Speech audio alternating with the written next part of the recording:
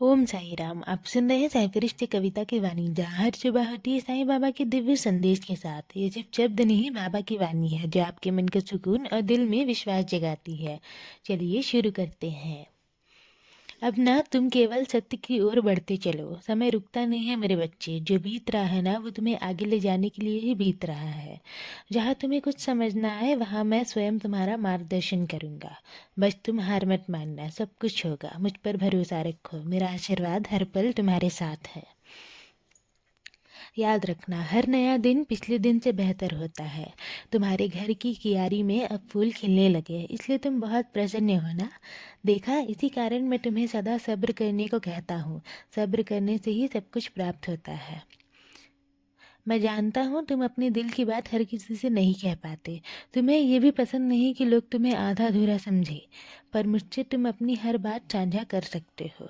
मुझे अपना मित्र बना लो। मैं ये भी मानता हूँ कि मैं तुम्हें दिखाई नहीं दूंगा, पर इस मित्रता के रिश्ते को निभाने के लिए मैं हर पल तुम्हारे साथ चलूंगा, तुम्हारा हाथ थाम कर। तुम्हारे जीवन में ऐसे बहुत से पल आए जब लोगों ने तुम्हें विश्वास दिलाया पर उसे निभाया नहीं। उन्होंने तुम्हारा भरोसा तोड़ा, पर मैं तुम्हारे जीवन में तुम्हारा विश्वास जीतने आया हूँ। निश्चित रहो, इस विश्वास की डोर को मैं कभी भी टूटने नहीं दूंगा। आज श्रद्धा और सबरी का दीपक जरूर लगाना। आज मैं तुमसे मिलने तुम्हारे घर पर आऊँगा।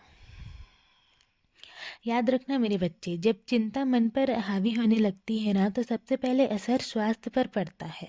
तुम बाहर से तो मजबूत दिखते हो, पर भीतर कितनी बातें दबाकर चलते हो ये मैं सब देख रहा हूँ। जितना तुम सोचकर खुद को थका रहे हो ना, उतना ही तुम अपनी ही रोशनी को कम कर रहे हो।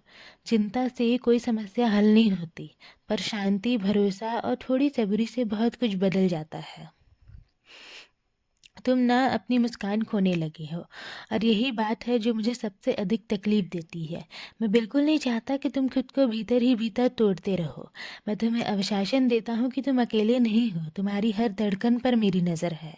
जो तुम्हें तकलीफ देता है ना, वो मुझ तक सबसे पहले पहुँचता है। इसलिए इतनी गहराई में मत उलझो कि स्वास्थ्य और मन दोनों ही थक जाए।